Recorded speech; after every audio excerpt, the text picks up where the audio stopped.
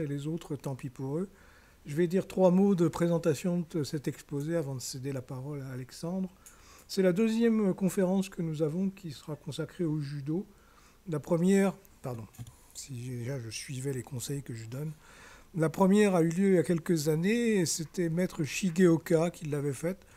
Il a été champion du monde dans les années 1980 à Salt Lake City, dans la catégorie des légers, c'est-à-dire moins de 63 kilos.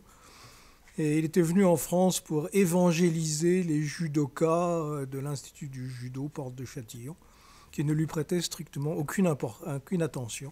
Moi, j'ai travaillé avec lui quelques années, c'était plutôt marrant. Donc, je l'avais invité pour faire cet exposé avec comme thème la carrière, comment devient-on champion du monde? Et il avait expliqué comment il avait fait, ce qui n'était pas évident du tout.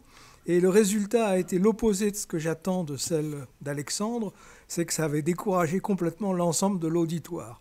En particulier, il avait expliqué que, comme il travaillait en moins de 63 kilos, il s'était entraîné à soulever 63 kilos de chaque main.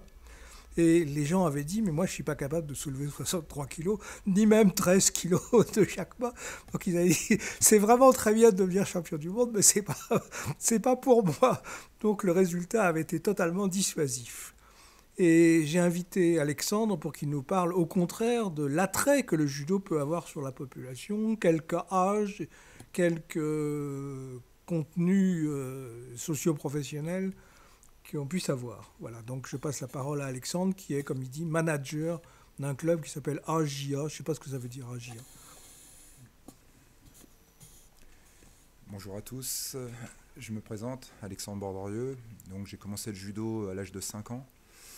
J'ai passé tous les obstacles, donc national en U15, puis U20, et puis après en senior, élite.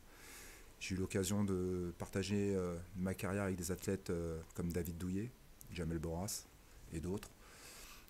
J'ai été sélectionné à un championnat d'Europe et un championnat du monde. Et puis en 2003, après les championnats du monde d'Osaka en 2003, j'ai décidé de mettre un terme à ma carrière à l'âge de 33 ans et de me consacrer à l'enseignement. Donc je me suis posé la question où est-ce que je pouvais faire ça. Et par concours de circonstances, il y avait un monsieur dans le 20e qui cherchait un animateur. Je viens dire un animateur, pas un entraîneur, un animateur pour éduquer des enfants de quartiers difficiles. Étant moi-même d'une famille qui vient de l'Est, l'ex-Yougoslavie, pour ne pas la nommer, j'avais envie d'aider mon prochain et de faire quelque chose de sympa. Donc je dis on va y aller, on va voir. Ça va être une expérience après avoir vécu l'élitisme, de repartir à zéro avec des jeunes prometteurs à gros potentiel mais à grosses difficultés aussi. J'ai créé un club qui s'appelle l'AGIA Paris 20. Donc le départ de l'AGIA Paris 20, c'est 2 copains, Alexandre Bordorieux et Alvaro Passero. Et on voulait mettre nos prénoms dans ce nom. Donc c'était Alexandre, Judo, Alvaro.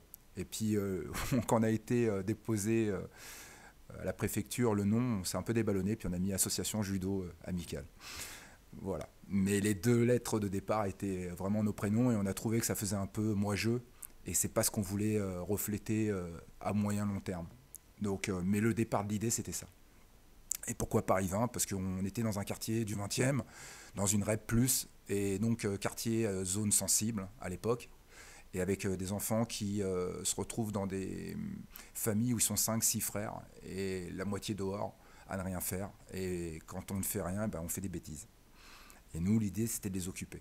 Donc on a commencé aux orthos au quartier Saint-Blaise, avec une population d'enfants difficiles. On était, quand on a créé le club en 2003, 20, dans un préau, et on mettait les tapis de judo et puis on les retirait après. Donc on s'est heurté à des pédagogies et des sensibilités différentes. Je vais vous donner plein d'exemples après.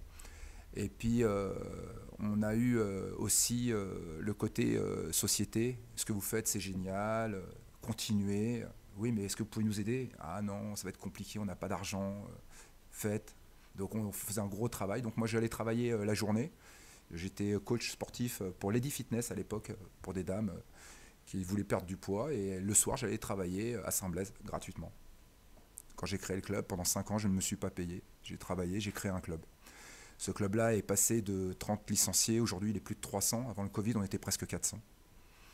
On a grandi, on a grossi pour devenir un des piliers de la place qui est donnée aux plus grands clubs français. Pour donner une idée, pour vous donner un exemple clair et factuel, il y a 2 ans, on a battu le PSG en place de 3 des championnats de France par équipe. Et le PSG, c'est 1 million d'euros quand l'AJA, c'est 75 000 euros.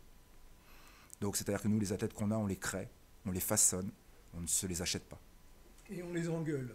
Oui, aussi, ouais. C'est ce qu'on appelle la discipline. Après, c'est l'interprétation qu'on donne à la manière dont on parle à l'athlète pour qu'il réussisse des choses. Donc voilà ce qu'est l'AJA Paris 20. On a été présent et médaillé au championnat de France des U15, des U20 et les seniors en équipe. Nous avons été sélectionnés 2 fois en Coupe d'Europe. Et aujourd'hui, pour vous donner un ordre d'idée, on a 2 athlètes qui sont en course pour les Jeux Olympiques de 2024. Moins de 66 kg d'Aiki Bouba qui va faire les championnats du monde le 8 mai à Doha. Et Axius Benjamin qui est remplaçant là au championnat du monde et qui a fait les championnats du monde l'an dernier et qui a été 3e au tournoi de Paris, au dernier tournoi de Paris 2022, avant 2023 puisqu'il a échoué là en 2023. Donc on a des athlètes qu'on a avec nous. Alors ces 2 athlètes là, pour vous donner un ordre d'idée par rapport à ce que je vous ai dit avant, c'est 10 ans d'ancienneté au club. Ça vous parle? C'est pas des gens qui changent de club, c'est des gens qui se sont accrochés, qui quand ils sont arrivés au club n'étaient rien et ont réussi avec moi à travers un travail spécifique. Donc je vais revenir à la première étape sur l'éducatif. Quand on a rencontré des enfants, on s'est retrouvé avec des enfants qui, bon, on va commencer, tu vas courir, et puis ils se mettent à marcher. Pourquoi tu marches? Oh non, je suis fatigué. Mais tu as 7 ans, comment tu peux être fatigué? Ouais, laisse-moi, t'es pas mon père. Mais pourquoi tu parles comme ça? Qu'est-ce qu'il y a? T'es pas content? Bah, moi, mon grand frère, il va venir, tu vas voir. Hein. Ah bon, t'en es là? Waouh! Donc là, vous repartez le soir, vous reprenez votre véhicule et vous dites quel est le message que je peux lui faire passer. La seule réaction qu'il a face à une rigueur que je vais instaurer avec lui de travail, c'est la violence. Je mets tout le monde face à ses responsabilités. Comment on peut faire évoluer quelqu'un qui fonctionne comme ça? Ben, y a des méthodes. Il faut être solide, il ne faut pas lui montrer qu'on est craintif, qu'on a peur. Les probabilités de changement sont énormes, elles sont plus de 90%. Mais il faut quelqu'un en face qui ait vraiment envie de le changer. Et ça prend des années et des années. Et vous prenez des mots qui ne sont pas en adéquation avec ce que vous voulez lui apporter. Et seulement au bout de 7 ans, il vous gratifiera d'une poignée de main en vous disant merci. Dans la société, j'en ai un qui s'appelle Chris Gengoul, qui aujourd'hui va être kiné, que j'ai sorti de Saint-Blaise, qui était pas loin de passer de l'autre côté. Je le vois une fois tous les mois qui passe me voir, me prendre des nouvelles. Mais voilà, j'ai pas de médaille, j'ai pas gagné d'argent grâce à ça, j'ai juste modifié un enfant. Et j'en ai eu plein d'autres exemples. Un petit qui s'appelle Lenny Zamor, que j'ai beaucoup bousculé. Alors lui, c'était très drôle, il arrivait toujours avec 10 minutes de retard. Donc un jour, je suis rentré chez moi, je me suis dit, qu'est-ce que je peux faire pour aider ce gamin qui arrive toujours en retard? Le lendemain, il arrive avec 10 minutes de retard, je le regarde, je regarde ma montre et je le regarde, je dis, bah écoute, il va falloir que tu rentres chez toi, comme ça demain tu seras en avance. Mais non, mais Alex, tu peux pas me faire ça. Rentre chez toi, à demain. Aujourd'hui, il est Air France, il est steward. Et ce gamin-là a une vocation de guetteur pour des grands banditismes à Saint-Blaise. Et aujourd'hui, c'est un père de famille renommé avec une petite maison et une belle vie. Et il me dit, je l'ai croisé avec Maxime à l'aéroport, Bernard connaît l'histoire, et il m'a sauté dans les bras, les larmes aux yeux, en disant, coach, sans toi, j'y serais jamais arrivé. J'étais très étonné de cette réaction, parce que j'avais oublié ce que j'avais fait, puisque j'en ai pas fait qu'un. Et il me dit, tu sais, le fait de me refuser la salle quand je suis en retard, mais quel bien tu m'as fait. Je lui réponds, mais pourquoi tu dis ça? Il dit, tu sais, maintenant je travaille à Air France, et je suis jamais en retard, je suis le premier arrivé à la société. Donc j'ai réussi à instaurer indirectement quelque chose de très fort chez cet enfant. Ce n'est pas un champion, c'est une bonne personne qui a su se réinsérer avec des règles face à un éducateur. Et ça ne s'est pas fait en un jour. Ça a été des années et des années de conflits, ça a été des années et des années de combats pour changer des mentalités, sachant que je ne le voyais que 3 fois par semaine, que le reste de la semaine il était tout seul, et qu'il fallait instaurer une rigueur, une façon de vivre, une façon de penser pour changer. Et il l'a fait. Il a fait le reste du chemin tout seul. Et aujourd'hui, fort de constater que c'est quelque chose qui fait chaud au cœur pour un éducateur. Après, si vous avez des questions sur le côté éducatif, je vais vous écouter avant de passer à la partie formation haut niveau. Question? Parlez fort, hein, parce qu'on a des problèmes de micro. J'ai été intéressé par cette présentation, parce que j'ai connu beaucoup de gens qui étaient brillants et ils avaient soit fait dans leur jeunesse du judo, soit du piano. D'accord. Et, de mon point de vue, Alors c'est drôle que vous me dites. brillant comme les apparents. Alors je vais vous donner un exemple qui est très drôle. Il y a un garçon qui s'appelle Sébastien Texier. Vous pouvez le retrouver sur Google, vous tapez son nom, Sébastien Texier. C'est un des meilleurs jazzman de France. Actuel, depuis maintenant plus de 20 ans. J'ai passé ma ceinture noire de judo avec lui, à Arpajon. On est copains depuis l'âge de 5 ans, on a commencé le judo ensemble. Et à l'âge de 15 ans, 16 ans, après sa ceinture noire, il était obligé d'arrêter car ses doigts, c'était son travail. Et donc il ne pouvait pas continuer et le judo et était saxophoniste. Donc ses doigts étaient très importants pour lui. Il fait beaucoup de tournées en Louisiane. Et donc on a grandi ensemble. On a fait du judo, on a fait le championnat de France des moins de 16 ans ensemble, en individuel et par équipe avec notre club. Et c'était un garçon très brillant dans les deux domaines. Et à un moment donné, il a été obligé de choisir. Quelques années plus tard, quand j'ai créé la JA Paris 20, j'ai rencontré une jeune fille qui s'appelle Rachel Plat et qui aujourd'hui est chanteuse et joueuse d'harmonica et qui faisait l'école de musique en même temps qu'elle faisait du judo. Donc elle faisait les deux et elle était obligée de choisir aussi. Vice-championne du monde junior, championne de France junior, championne de France cadette et bien sûr AJA Paris 20. Et pareil, elle a arrêté sa carrière à l'âge de 19 ans. Juste après sa finale au championnat du monde junior, elle n'a pas supporté et elle a changé. Et bon, elle a fait La Rochelle par exemple. Elle se présente un peu et pareil, vous pourrez taper Rachel Plat. Donc c'est pareil, c'est une jeune fille qui a modestement vécu deux passions en même temps. Et ce que j'ai retenu de ces deux personnes, c'est qu'à un moment donné, ils ne sont pas accompagnés par notre fédération. C'est-à-dire que quand il a fallu, pour Rachel par exemple, c'est un cas concret, à un moment donné, elle était convoquée sur les Francopholies, c'est ça? Francopholies, on dit. Et en même temps, elle avait un stage pour les championnats d'Europe. Et à l'époque, l'entraîneur qui s'appelait Christophe Massina a refusé qu'elle puisse se présenter là-bas. Et si elle ne faisait pas le stage, elle ne serait pas sélectionnée au championnat d'Europe. Vous imaginez le choix de la jeune fille? Elle a fait les Francopholies, elle n'a pas fait les Europes, elle a été au championnat du monde, elle a fait vice-championne du monde. Et sa réponse après ce comportement-là, ça a été de dire le judo, stop, j'arrête. Donc ça veut dire que ce système-là n'est pas représentatif d'un suivi organisé pour pouvoir vivre deux choses en la matière. Maintenant, nous avons un nouveau président. J'espère qu'il sera capable de connaître ces sensibilités-là, puisque lui-même a vécu l'informatique et le judo, et qu'aujourd'hui, il est à même de comprendre ces situations-là. Mais par le passé, ça a été très, très difficile à vivre. Moi, en tant que manager, puisque c'est une jeune fille brillante, et en même temps compliqué, parce que faire passer des messages qu'on peut faire deux choses à la fois, et que ces gens-là, aujourd'hui, elle est dans le milieu du showbiz, donc elle est amenée à parler de notre sport, elle est amenée à parler de nous, et je ne pense pas que ça soit toujours fait de manière, on va dire, appréciable et favorable pour nous. Et ça, c'est un problème pour moi, parce que c'est un cas isolé, mais ce cas isolé n'aurait jamais dû être traité de la sorte. Et pour l'avoir vécu de près, et avec la personne dont je vous ai cité, qui aujourd'hui est le responsable des équipes de France seniors féminines, c'est preuve qu'on n'a pas compris ce qu'on a fait par le passé, et qu'on continue à enrichir quelqu'un qui pensait négativement. Alors peut-être qu'il a progressé, peut-être qu'il a évolué, peut-être qu'il est bien meilleur aujourd'hui.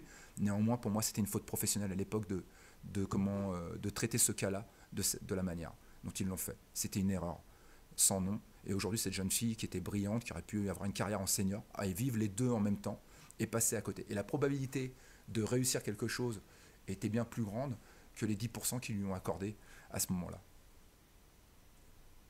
Donc voilà des cas clairs de noms.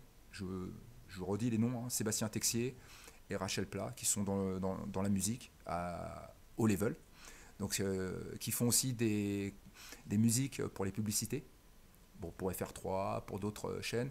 Et donc c'est des gens qui ont un renom, qui ont une vraie visibilité sur la société actuelle et qui devraient nous servir à faire grandir notre système. Donc c'est un problème. J'espère que la suite nous donnera raison et qu'on aura d'autres futurs grands noms qui feront les deux et qui pourront tirer vers le haut notre système. Parce que c'est le but, c'est de réussir. Et le judo n'est qu'un passage, en fait. C'est pas la finalité. Être champion n'est pas une finalité. La finalité, c'est de réussir en tant que personne, pas en tant que champion. Et c'est l'accompagnement qui est important. Parce qu'une fois que vous avez fini votre carrière, qu'est-ce que vous retenez? Le nombre de médailles ou le parcours? Qu'est-ce que vous retenez? Le podium ou les rencontres? Et en fait, on se rend compte que tout ça est bien plus complexe qu'on ne le pense et que c'est bien plus large en fait. Et je pense qu'aujourd'hui, pour moi, mon parcours est un parcours de haut niveau. Je n'ai pas été champion, j'ai côtoyé des grands champions, j'ai côtoyé le haut niveau, j'ai vécu des choses de haut niveau. Je n'ai pas eu la réussite de certains de mes collègues, mais qu'au bout du bout, quand on se revoit, quand on discute ensemble, qu'est-ce qu'on retient? Quand on courait au bord de la plage ensemble, en caouet pour perdre notre poids, quand on était assis frustré de ne pas avoir pu s'exprimer après une compétition, quand on a vécu des heures et des heures d'entraînement où on a les doigts fatigués, la bouche pâteuse, et puis qu'on se dit mais quand est-ce que ça va s'arrêter, j'en peux plus, et que le lendemain on remet ça, sans rechigner à la tâche, c'est ça qu'on retient à la fin. Et c'est ce qui nous aide à avancer dans la société de tous les jours. Et je trouve qu'aujourd'hui, le goût de l'effort se perd. Le côté pugnace de la société est compliqué, puisqu'aujourd'hui, tout est servi sur la table. Avant, à notre époque, on sortait dehors, on allait à la cabine téléphonique pour appeler nos copains, nos copines, parce qu'on ne voulait pas que maman ou papa écoutent nos conversations. Aujourd'hui, on reste dans son lit, on prend son portable, et on envoie un texto, on discute directement.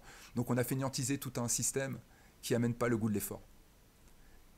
Et donc automatiquement, quand vous arrivez dans une salle de sport, notamment une salle de combat, peu importe le combat que vous allez faire, ça demande énormément de rigueur, ça demande énormément de travail. Et les gens utilisent un terme, quand on commence à les pousser dans ces retranchements-là, austérité. Au lieu de dire progression. Et c'est encore une fois, c'est l'adaptation à comprendre les choses qui est important. Et donc chez les jeunes, qui ont tout, à l'âge de 14 ans, je peux vous dire que vous attaquez à un océan de problèmes. Parce que pour lui, il y a plein de choses qui rentrent en ligne de compte. Pourquoi je ferais ça alors que je peux faire ça et je peux être tranquille? Pourquoi j'irais? Mais pour aller chercher cette médaille, personne va te la donner. Tu ne peux pas te l'acheter. Il faut aller la chercher. Donc c'est la seule chose qui est utile, c'est que là tu vas chercher quelque chose pour toi. Pas pour ton entraîneur, pas pour ta famille, pour toi. Comment tu fais pour y arriver? Et en fait, encore une fois, qu'il soit dans l'échec ou pas, c'est pas le mot qu'il faut utiliser. Il faut dire que c'est une réussite. Pourquoi? C'est le chemin qu'il a fait qui est important. Parce qu'il lui sera utile pour le reste de sa vie. Chercher un job, dans le job progresser, grandir, devenir plus autonome. Tout ça, c'est des prises de conscience, mais elles sont tellement grandes. Et c'est pour ça qu'aujourd'hui, notre système est en faiblesse, la société. Parce qu'on est de moins en moins autonome, on dépend de plein d'outils, donc on réfléchit de moins en moins. Quand on veut comprendre quelque chose, on tape sur Internet et on croit ce qu'on lit, ou on croit ce qu'on écoute un journaliste sur TF1, mais en aucun cas on réfléchit par soi-même et on essaye de comprendre si c'est vrai, pas vrai, est-ce que c'est totalement vrai, est-ce que c'est utile, pas utile. Enfin, toutes ces questions-là qui rentrent en ligne de compte. Et je trouve qu'aujourd'hui, on est dans une société de paraître. Et que le combat, c'est tout sauf du paraître, c'est de la réalité. Et si vous n'avez pas l'acceptation de l'effort, vous n'y arriverez pas. Dans le sport santé, on a plein de gens qui arrivent et qui me disent « je suis en surpoids ».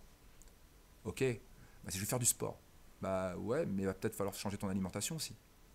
Ah non, on fait du sport, mais ça ne va pas suffire. Et en fait, on se rend compte qu'il n'est pas en adéquation avec ce qu'il dit et qu'il n'est pas prêt à faire les efforts. Donc mentalement, il y a encore du chemin à faire pour arriver à commencer à changer. En combat, c'est exactement les mêmes facteurs. Je veux être champion. Ok, t'es prêt tous les jours à répéter l'effort? La probabilité sur 10 personnes à qui vous proposez ce travail-là et que vous proposez au quotidien un travail de rigueur, combien à la fin de la semaine on fait le travail à 100%? Combien on fait le travail à 70%? Combien on fait le travail à 50%? Combien sont dans une idée de déni, hein? Je l'ai fait. Non.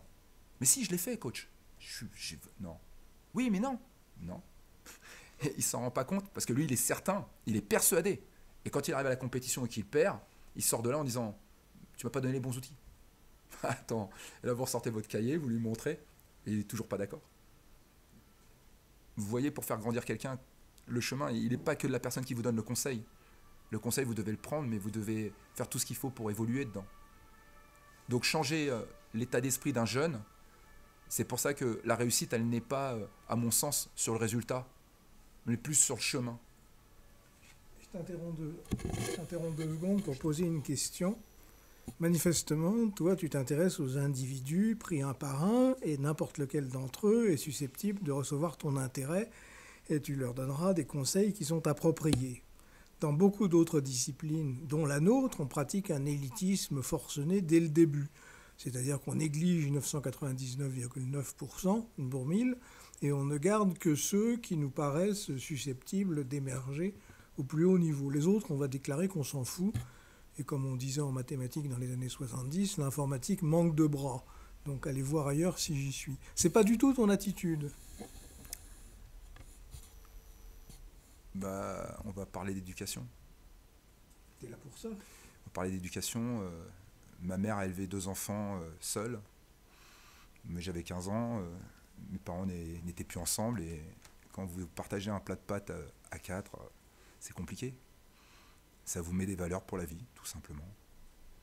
Et vous faites ce qu'il faut pour travailler, pas demander grand-chose à maman. Donc je prenais une clé de 10 et tous les dimanches, à 5h du matin, je m'amusais à aller au marché et pour 50 francs, je montais tous les concepts pour mettre les bâches de tout le marché et je gagnais 50 francs. Et je les démontais après, le soir, pour gagner 50 francs en plus. Et les 100 francs, c'était mon argent de poche pour la semaine. Ça vous construit. Ça vous aide. Vous apprenez les vraies valeurs de l'argent, vous devenez plus autonome, vous devenez moins dépensier, vous faites attention à tout, vous comptez, vous vous construisez, et après quand vous avez votre chance en équipe de France, ou peu importe où vous êtes, vous savez que c'est une chance, et vous la prenez, vous la saisissez. Quand vous êtes un enfant gâté, et que vous n'avez pas été élevé dans cette manière-là, parce qu'il y a des enfants gâtés qui sont très bien élevés, et qui comprennent les valeurs, mais l'enfant gâté c'était au plus large, c'est ce qu'on me donne. Voilà, c'est pas grave. Et juste d'une chance, de 2 chances, de 3 chances, de 4 chances. Et on se rend pas compte. Et puis des années plus tard, on dit, oh, j'ai jamais eu ma chance. Oh, attends, assieds-toi, on va en discuter. Donc ils se rendent pas compte. Tout est lié en fait. Celui qui veut réussir, il faut qu'il saisisse sa chance. Et je pars du principe, et ça c'est mon point de vue, que tout le monde a sa chance. Moi j'ai des copains qui étaient à côté de moi, bon, je ne citerai pas leur nom, mais qui mettaient leurs caleçons au-dessus de leurs pantalons, qui arrivaient au niveau du ventre. Donc on avait la marque du caleçon au-dessus du jean, et aujourd'hui ils sont multimillionnaires. Quel est le rapport entre le caleçon et les multimillionnaires? C'est te dire que tu peux être négligent, mais à partir du moment où tu as de la volonté, malgré les a priori que tu as sur les personnes, celles qui savent saisir les chances peuvent évoluer. Donc il faut arrêter de le concept de j'ai pas de chance. L'a priori de départ, le délit de sale gueule, le sentiment de départ parce qu'il s'exprime mal, le fait qu'il s'habille mal, c'est une façade. Il faut creuser, il faut aller beaucoup plus loin. Et donc j'en reviens à la première question de Bernard, et c'est là où je vais répondre. Il ne m'a pas laissé finir mon exposé, mais je vais lui répondre tranquillement. C'est pour ça que quand les gens arrivent dans mon club, et c'est ce qu'il a vu, peu importe d'où il vient. Ouais, vas-y, moi je veux faire du judo, coach, je comprends rien à ce qu'il me dit. Il faut que je sorte le décodeur, c'est très compliqué. Ok, recommence. Oui. Recommence. Et puis au bout de 10 minutes, j'aimerais faire du judo. Ah, ok. Combien de fois par semaine, etc. On passe à ceinture jaune, puis ceinture orange, et puis des années plus tard, il est ceinture noire. Mais en fait, c'est le chemin qu'il a parcouru qui en fait une bonne personne. Il apprend à parler, il apprend à se présenter. Tu arrives sur la salle, tu vis où là? Tu crois que tu es dans une grotte? Pourquoi tu dis pas bonjour? Oh, excuse-moi! Ah non, marche pas comme ça. Tu vas rentrer chez toi, et demain, quand tu arriveras, tu me diras bonjour. Ah ben non, on commence là. C'est ça la rigueur. C'est ça instaurer une discipline. Bonjour, au revoir, j'ai un problème, est-ce que tu peux m'aider? Qu'est-ce qu'il y a? Je prépare le bac, tel truc, je sais pas le faire. Ok. Et on a des gens au club qui sont bac plus 5, bac plus 7, qui ont fait école commerce de très haut vol. Vous en avez un ici, parfait exemple, Maxime. Et on a aussi d'autres jeunes qui sont dans d'autres secteurs. C'est ça la mutualisation des moyens. C'est que nous, on a des petits moyens dans le club, mais avec des gens qui sont en véritable réflexion, qui ont envie d'aider les autres. Crier sur un enfant qui, modestement, a des petits problèmes à l'allumage, est-ce que ça fait de lui un handicapé total pour la société? Ou est-ce que si on prend le temps de le modifier et de le changer, à moyen terme, on aura quelqu'un qui sera agréable, avec qui on pourra échanger? C'est possible, ça ne veut pas dire qu'on va y arriver, mais on se doit de le faire.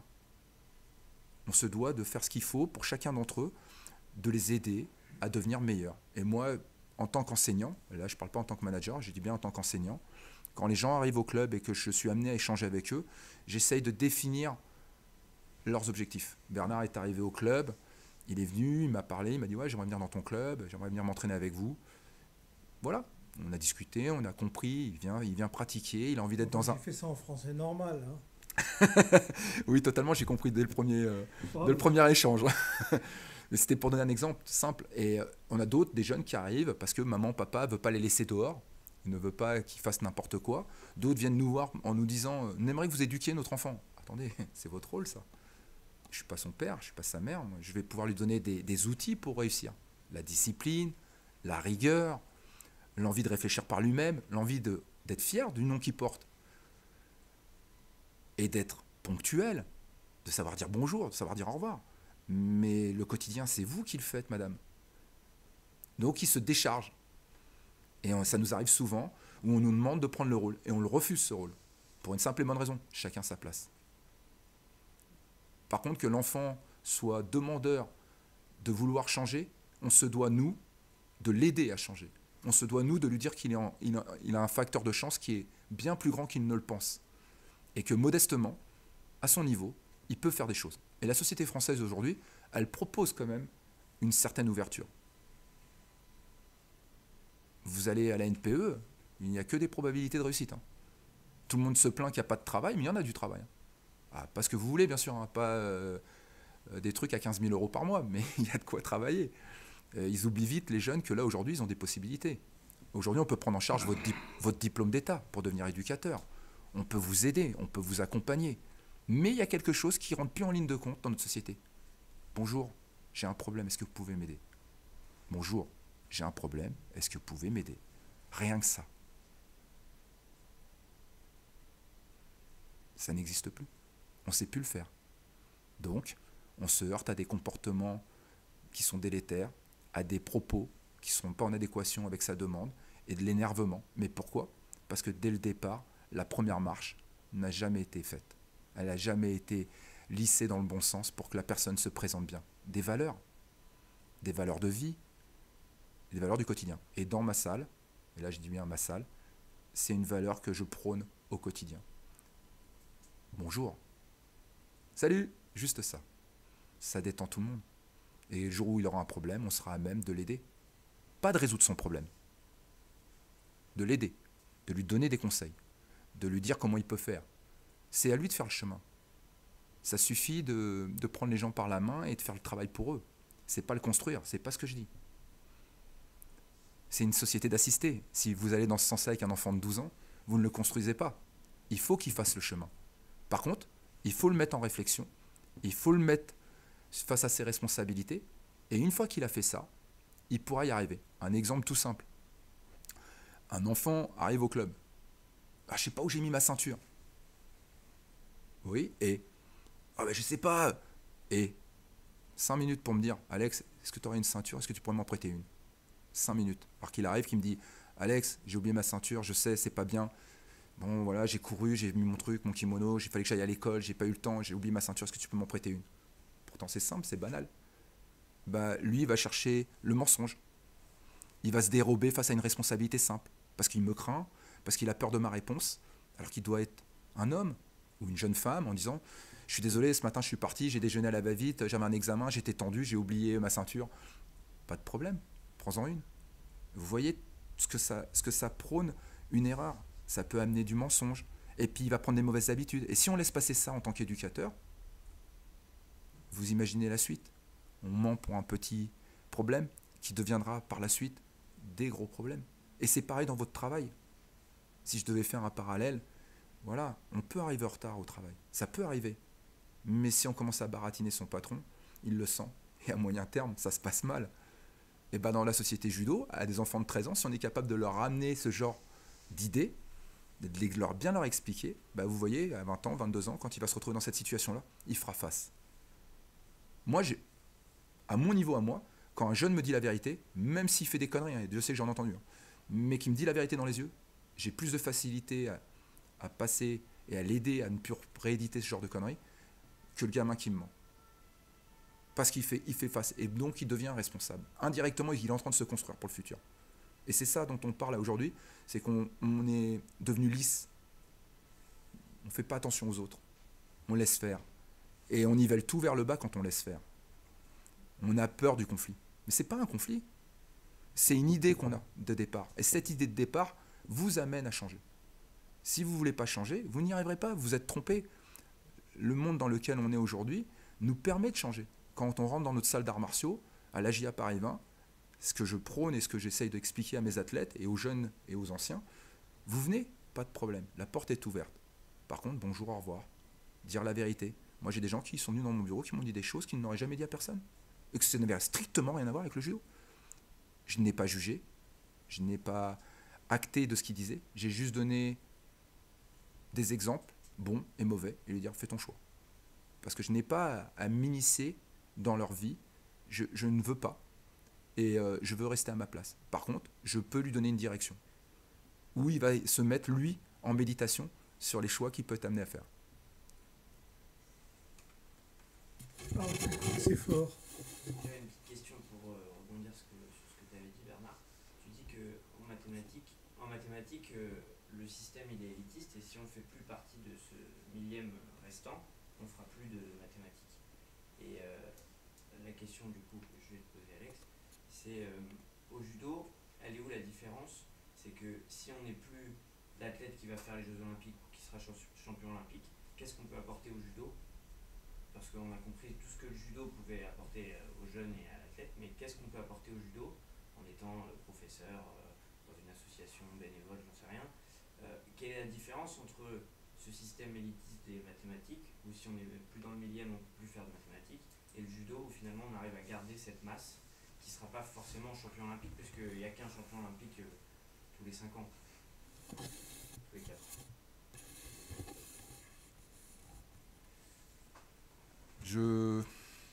Je pense qu'en judo, je parlais du parcours tout à l'heure, et je pense qu'on est à un travail où on travaille en binôme, on ne travaille pas seul déjà. Donc l'échange, il se fait à deux. Donc quelqu'un qui a 30 ans, 35 ans, 40 ans, 60 ans, peut amener à un jeune quelque chose, puisqu'il y a un échange, c'est un peu comme si on passait le témoin. Donc l'échange, il se fait quotidiennement, il se fait pas de manière aléatoire. On apprend des anciens, on apprend de nos professeurs, mais on apprend aussi de nos échanges. Exemple tout simple de la vie. Je suis dehors, je suis dans un bar, je bois un verre, je rencontre quelqu'un. Probabilité que ce soit une bonne personne, une mauvaise personne, intéressante, inintéressante. Vous comprenez? Donc, c'est des rencontres. Donc, quand on est amené à faire du judo avec des athlètes qui ont vécu un parcours d'élite, un parcours national, un parcours régional, ils ont quelque chose à apporter. Et c'est aussi ça le respect. C'est d'apprendre de tout le monde, d'écouter tout le monde. C'est pas parce qu'il a parlé que je vais prendre ce qu'il dit, mais forcément, il y aura toujours quelque chose qui va me ramener peut-être à mes fondamentaux. Peut-être que le fait d'échanger avec lui, je vais me rappeler que telle chose est importante pour moi. Et je pense qu'en maths, là où je te rejoins, l'élite est intéressante, mais avant d'être une élite, c'était quoi? Elle était quoi cette élite avant? Et elle oublie d'où elle vient. C'est la racine qui est importante. Et je pense qu'on se trompe. On a à apprendre de tout le monde. L'échange, il se fait à la base. Il ne se fait pas là-haut. Tout à l'heure, j'avais une discussion avec Bernard et c'était ce qu'on discutait. Et je lui disais que les plus grands savants, leur plus gros problème, c'était justement de donner. C'était de pouvoir faire passer des messages subliminaux. Un grand orateur, Steve Jobs, qui mettait son micro, qui expliquait ce qu'il voulait faire avec un téléphone, qui a expliqué que le téléphone serait l'ordinateur. Et tout le monde rigolait. Mais c'est avant tout quelqu'un qui discutait, qui échangeait, qui parlait, qui essayait d'exposer son idée. Les autres qui étaient derrière, parce que cette idée-là, elle n'est pas que de lui, n'ont jamais parlé, n'ont jamais partagé. Et c'est peut-être eux les grands ingénieurs de cette époque. Et pourtant, c'est Steve Jobs qui a échangé là-dessus. Et je pense que dans la société actuelle, peu importe l'endroit où on est, l'élite, elle vient d'où? Elle s'est construite. À travers quoi? À travers qui? Elle a échangé avec qui? Il paraît que dans le monde, 15 personnes ont la même idée au même moment. Environ. Vous savez combien vont déposer l'idée? Le coefficient? C'est 0,0, je ne sais plus, 2 ou 3. C'est-à-dire que, en fait, ce n'est pas celui qui a la meilleure idée qui va la déposer, mais peut-être un substitut de l'idée et qui va développer après. Donc ça prouve bien qu'aujourd'hui, les élites, oui, mais ils ont une racine au départ. Et c'est de là dont on vient et c'est de là dont on doit continuer à apprendre. Et dans le judo, ce qui est extraordinaire, c'est que vous avez été champion à un moment, Mais avant tout, vous avez été un judoka. Ceinture blanche, puis jaune, orange, verte, jusqu'à ceinture noire. Et de toute manière, une fois que vous avez fini, et que vous devenez un senior qui n'est plus compétiteur, vous redevenez quelqu'un qui fait du judo pour le plaisir, pour la noblesse, pour partager quelque chose. Et puis tout doucement, vous devenez un vétéran, puisque vous n'avez plus la forme physique ni la partie athlétique pour partager des échanges assez qui demandent rigueur et volonté et détermination et force mentale pour faire des efforts à très haut niveau. Et donc vous êtes sur des principes. Ah, mets pas la main là, fais ceci. Ah, c'est mon petit, lui, j'aime bien. Puis on lui donne des conseils, on essaie de le tirer vers le haut. Et on ne se rend pas compte, mais il y a un passage de témoin, il y a un échange. Et je pense qu'aujourd'hui, ça se fait autant là qu'on va au vestiaire, on commence à discuter. Bah, là, qu'est-ce que tu veux? Ah, je passe le bac. Ah bon, et tu fais quoi? Et puis dans telle matière, ah, j'ai tel problème. Ah bah attends, va voir un tel, lui, il est prof dans cette matière-là. Et voilà. Et c'est à travers ça qu'on échange et qu'on construit quelqu'un. Et je pense que les élites auraient besoin de temps en temps de faire... alors je vais me faire peut-être taper sur les doigts quand je vais utiliser ce terme-là, mais preuve d'humilité, en redescendant à la base et en repartageant avec des gens qui ont peut-être des idées différentes, mais qui vont réactiver chez eux peut-être des réflexions, qui vont leur dire, tiens, mais oui, mais en fait ça c'est ce que je faisais avant, et puis je l'ai mis de côté, pourtant c'est la base de mes réflexions. Et c'est comme ça qu'on se construit. Voilà pour le côté éducatif. Je peux prendre le micro une Je seconde. t'en prie Bernard. Merci bien. En ce qui concerne les maths, j'en parlerai la prochaine fois, donc vous êtes bien sûr les bienvenus à cet exposé. Ce que je veux dire à propos du club AJA, c'est qu'il est particulièrement amical. Je n'ai jamais rencontré un club où l'ambiance soit aussi agréable. Les gens s'aiment bien l'un l'autre et ils discutent effectivement. Et je crois que ça tient à l'obligation de courtoisie sur laquelle Alexandre vient d'insister. Et il est vraiment très strict là-dessus, dans des limites que nous, à l'université en mathématiques, on n'aurait jamais osé imposer aux gens qui viennent. Et effectivement, il y a un jeune noir, là, ces temps-ci, il arrive en retard et Alexandre l'a viré. Et en maths, on n'aurait jamais osé virer un jeune noir arrivé une demi-heure en retard à l'amphi. On aurait dit, assieds-toi, puis c'est tout, quoi. Et il a bien fait. Et maintenant, il est moins en retard, ou il est plus en retard du tout, je ne sais pas. Enfin, alors, ce que j'admire, c'est qu'il soit aussi patient. Moi, j'aurais jamais été capable d'une patience sur une aussi longue durée et avec un aussi grand nombre d'individus. C'est ça la différence, c'est qu'il considère que son boulot s'adresse à tout le monde, alors qu'en maths, on considère qu'il y a que 2 ou 3 personnes sur les 150 qui sont là, qui sont dignes de notre enseignement. C'est ça la différence fondamentale. Donc juste pour rectifier ce qu'a dit Bernard, je ne vire pas que des jeunes noirs. Hein. Je vire toute personne. Est énorme. Alors il s'appelle Boubacar, il fait 120 kilos, il a 14 ans, donc c'est un fort potentiel. Non, 17, on me l'a dit. 17 ans. Ouais. Alors il a 17 ans et c'est un fort Il est potentiel. très gentil. Ouais, très gentil. Mais par contre, des dérives en termes de rigueur, de spontanéité qui lui permettent pas de comprendre ce qu'on attend de lui. Donc on en a quelques-uns qui sont comme ça. Et on essaye, nous, en tout cas moi j'essaye de leur mettre une certaine rigueur. Donc quand ils ont 2-3 minutes de retard, je leur tape sur les doigts verbalement en expliquant que c'est pas bien. Et puis quand ils ont plus de 10 minutes, je les renvoie chez eux. Voilà. Et je ne déroge pas à cette règle. Je discute pas. Les discours les plus courts sont les meilleurs. Rentre chez toi, à demain. Pas de discussion possible. Et je vais donner un exemple très simple qui va vous parler. Par le passé, il y a quelques années, j'avais un jeune qui s'appelait Sanglier. Et il venait au club, il arrivait toujours avec 10-15 minutes de retard. Et puis, toujours des explications pas possibles. Et il venait que le vendredi. Et puis le vendredi soir, quand vous avez fait toute votre semaine, par moment, vous êtes un peu mou, et vous laissez passer. J'ai laissé passer quelques fois. Et puis un jour, il est parti, il avait un travail d'été à Rungis. 5h du matin, il devait être à Rungis. Il est arrivé à 5h05. Vous savez ce qu'il a fait, le patron? Il a dit, viens dans mon bureau. Et sa lettre, il a dit, je ne traite pas ce genre de problème. Au revoir. Il est revenu, il m'a raconté l'histoire. Et je lui ai dit, c'est de ma faute. Il m'a regardé. Toute l'année, tu as été en retard et je t'ai jamais viré. Et ça, c'était il y a plus de 10 ans, 12 ans, où par moment, j'avais, avec des enfants de 16-17 ans, beaucoup plus de largesse qu'avec des enfants de 10-12 ans. Et en fait, c'était simple. C'est parce que j'acceptais que leurs problèmes de société au quotidien pouvaient amener à des retards. Et en fait, non. Non. Si tu veux obtenir quelque chose, commence par te comporter bien. Tes problèmes, c'est tes problèmes. Moi, j'ai les miens, j'arrive à l'heure. Peu importe, problème privé, problème de famille qui peuvent arriver à tout moment. Si un pro, tu es un pro. Donc tu dois te comporter en tant que tel. On n'a pas le temps pour parler pour ces choses-là. On n'a pas le temps de traiter ces choses-là. Donc c'est un changement personnel. Et ça, c'est important. Et ça peut vous construire pour le reste. Et donc par la suite, je me suis dit plus jamais. Et du coup, voilà, le petit Zamor dont je vous ai raconté l'histoire tout à l'heure, et d'autres, je sais que à partir du moment où j'étais ferme dans ce domaine-là, j'ai réglé beaucoup de choses. Et autre chose sur le petit Boubacar qu'on a parlé là, il y a d'autres enfants de son âge dans le groupe, ils sont à peu près une dizaine. Le fait que lui ait été renvoyé parce qu'il a été en retard, quel est l'écho que ça a eu vis-à-vis des 10 autres? Très positif. T'as vu, coach, t'arrives en retard, tu rentres chez toi. Et donc, moi, quand j'arrive à la salle, à 15h, ils ont une préparation physique. Pas à 15h05, à 15h. Maxime peut être témoin, parce que Bernard, il arrive plus tard, mais Maxime peut être témoin. À 14h50, ils sont tous assis dans le couloir devant la salle de sport et ils attendent. En basket, prêts. 10 minutes avant. Il n'y en a pas un qui arrive à 14h59. Pourquoi? On a passé un message et maintenant, ils commencent à être briefés pour leur futur. Donc, quand ils auront le bac et qu'ils seront convoqués à telle heure, ils n'auront pas de problème de métro, de ceci. Oh, il y a des embouteillages, je suis arrivé en retard, c'est pas de ma faute. Ils seront toujours à l'heure parce qu'ils partiront en avance. Parce qu'ils savent que s'ils ne sont pas là, ils ratent le bac.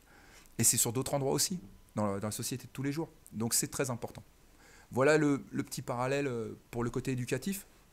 Je vais ouvrir le volet haut niveau, parce que je pense que ça va vous parler pour les élites et pour vous expliquer un peu ce que c'est le haut niveau et comment je le perçois. Pour le côté éducatif, je pense vous avoir fait passer une idée. Juste une question. Je vous en prie. Quelles sont les particularités du judo par rapport à d'autres sports où les gens sont aussi face à face? Je sais pas, je pense à la boxe ou l'escrime.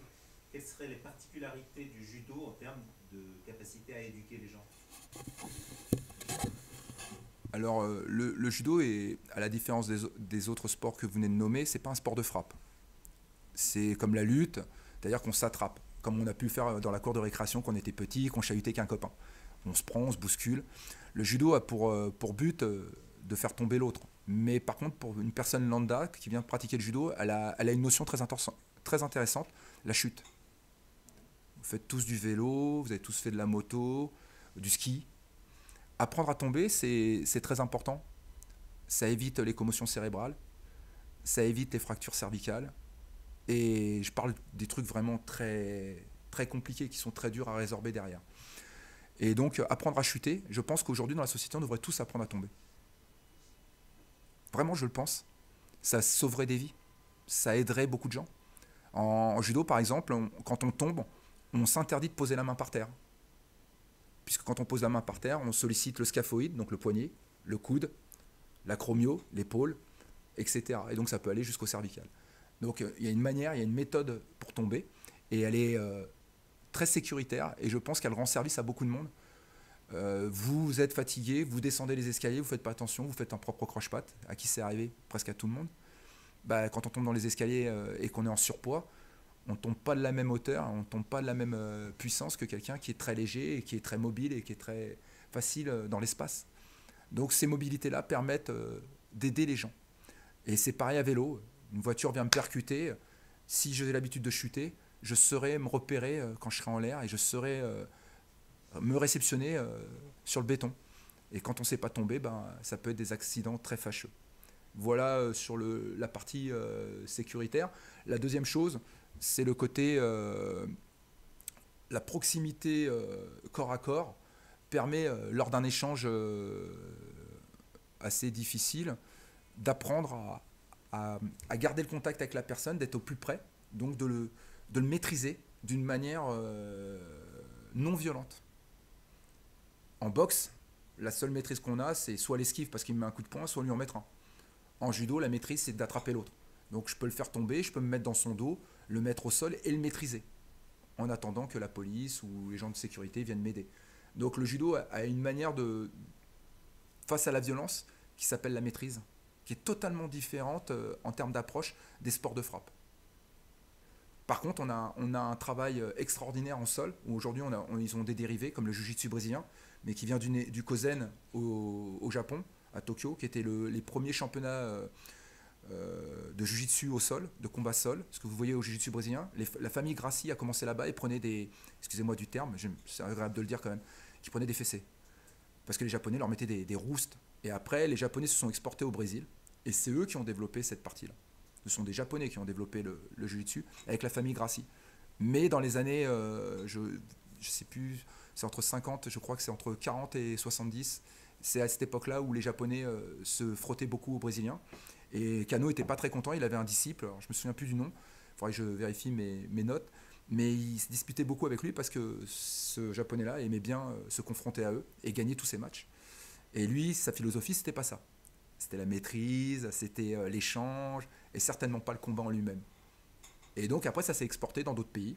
Et on a vu aujourd'hui un sport qui s'appelle le jiu-jitsu brésilien, mais qui est un dérivé du judo. Tiens, et j'insiste, un dérivé du judo. Ce n'est pas autre chose que du judo. Et le Kozen, à l'époque, était le championnat au Japon. Il y avait un championnat national du combat au sol, qui après est devenu le jiu-jitsu brésilien, puisque maintenant il n'existe plus. Et aujourd'hui, en France, notre président a remis au goût du jour un championnat national Newaza, combat sol en fait. Il essaie de remettre ça en place. Donc tout ça amène à ce que le judo est quand même avant tout un sport où quand on se retrouve face à quelqu'un, on peut apprendre à se défendre de manière ludique, puisque un combat c'est jamais ludique, mais sans faire mal à quelqu'un, juste en le maîtrisant. On peut le projeter, le mettre au sol, le bloquer et attendre. Donc on n'est pas dans une violence comme on pourrait voir dans d'autres sports de combat. Je ne sais pas si j'ai répondu à la question, c'est bon? Tu peux continuer sur le haut niveau. Le code moral aussi. Pour l'éducation moins physique, mais plus l'éducation au sens large, on a aussi le code moral qui nous différencie. Oui. Enfin, on en a parlé déjà depuis 20 minutes, indirectement, mais oui, c'est vrai. On a un code moral. Oui, donc ce que vient d'énumérer Maxime, le code moral, hein, c'est des noms très simples. C'est humilité, respect, modestie. Il y en a d'autres. Hein. Politesse. En fait, c'est une vraie trouvaille de notre système fédéral où on a mis un leitmotiv de 7 mots, qui sont mis au mur, qu'on a chacun dans nos dojos, et qui permettent aux enfants de s'initier à ce qu'on devrait mettre en place en tant que combattant. Donc tous ces mots-là montrent bien que, avant tout, nous ne sommes pas des voyous, nous sommes bien des combattants, et que notre idée, c'est apprendre à se défendre, mais certainement pas attaquer. Et c'est ce que Jigoro Kano s'évertuait à vouloir mettre en place, à savoir pratiquer un art martial, construire en tant qu'homme. C'est ça aussi qui sépare des disciplines scientifiques. Dans les disciplines scientifiques, il n'y a pas de code moral du tout. On est doué, on n'est pas doué, on fait des calculs, on trouve des formules, etc. Mais il n'y a pas de code moral du tout, alors qu'il y en a un fondamental au judo. Donc voilà pour la partie éducative et idée de ce qu'est le judo. Maintenant, je vais vous parler un peu des élites. Et là, on se retrouve face à une incohérence et une incompréhension de la part du public. C'est comme si je partais de l'idée qu'au moment où ils ont débarqué en Normandie, nos alliés étaient arrivés avec des ballons d'eau et des trompettes et qu'ils avaient débarqué sur la plage. Ou cette phrase, un adage, on ne fait pas d'omelette sans casser des œufs. Le haut niveau, c'est l'ensemble de tout ça, de cette idée où on ne va pas réussir sans souffrir. Au sens large, au sens noble. Mettre un rythme élevé, se consacrer au quotidien à la perfection, ça veut dire que je vais modéliser mon corps, mon esprit et ma manière d'aborder les choses le matin. Égoïste, centré sur soi-même, compétitif. J'ai le choix le soir, je peux sortir, voir une copine ou dormir pour le lendemain matin être le meilleur à l'entraînement. J'ai le choix le matin, je peux aller voir mes copains, prendre un café ou courir 6 km, etc. C'est plein d'idées comme ça qui sont conçues et qui font de l'athlète un samouraï au sens noble et au sens large. Les élites en judo qui font ce chemin-là ont une probabilité de moins de 10% de réussir. Alors réussir, on est bien d'accord, hein. Médaillé européen minimum. Si après on parle de médaille mondiale, on descend encore le curseur. Et si on parle de médaille olympique, encore plus bas. Donc réussir, pour vous donner un ordre d'idée, par catégorie de poids, il y a 7 catégories de poids Il y a environ 50 athlètes par catégorie de poids qui se présentent. Et le judo s'est diversifié avec des pays comme l'Afrique qui s'est développé. On l'a vu en foot il n'y a pas longtemps, à la Coupe du Monde, où un premier pays africain a atteint, je crois, les demi-finales. Aujourd'hui, dans le judo, c'est de plus en plus vrai que les Africains deviennent compétitifs. Il est de plus en plus vrai que avant, l'Asie, ça représentait que le Japon et la Corée. Aujourd'hui, vous avez la Chine, vous avez la Mongolie, vous avez le Kazakhstan qui deviennent très compétitifs. Avant, c'était moins vrai.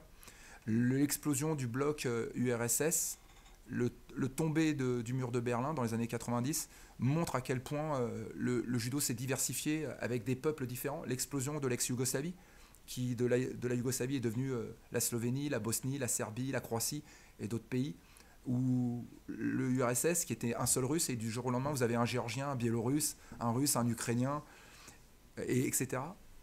Tout ça a permis de se rendre compte à quel point on a diversifié ces pays-là, qui sont des pays de combattants. Hein. Et donc, au lieu d'en avoir un, vous en avez par bloc, vous en avez à peu près 8 à 10 qui deviennent pénibles. Donc 8 à 10 par catégorie, vous faites le calcul, ça augmente le niveau de combattants. La seule chose sur laquelle la France est en avance aujourd'hui pour le haut niveau, c'est ses pôles. Elle a mis des pôles d'élite chez les U15, chez les U20 et l'INSEP, qui sont des endroits de performance et qui permettent au plus grand nombre de réussir un chemin de haut niveau.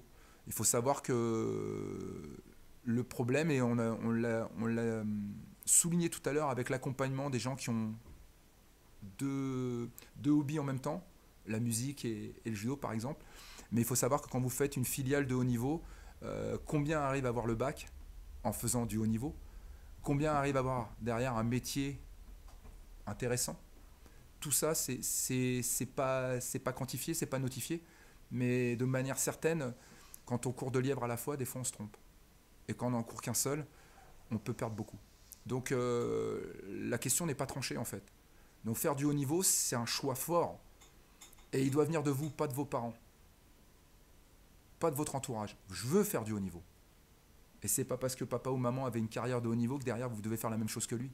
Parce que vous le faites pour lui, vous le faites plus pour vous. Ça, c'est la première ambiguïté. La seconde ambiguïté, c'est quand on se retrouve à être obligé de faire des choix de vie. Le matin, l'alimentation. Tout ça, ils utilisent le mot souvent, les athlètes, sacrifice. Je fais des sacrifices. Non. Je mets tout en œuvre pour réussir. Le mot sacrifice a un côté négatif.